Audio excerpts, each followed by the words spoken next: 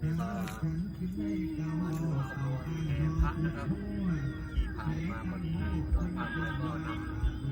ำภาพบรรยากาศการแห่พระนะครับมาให้ชมนะครับ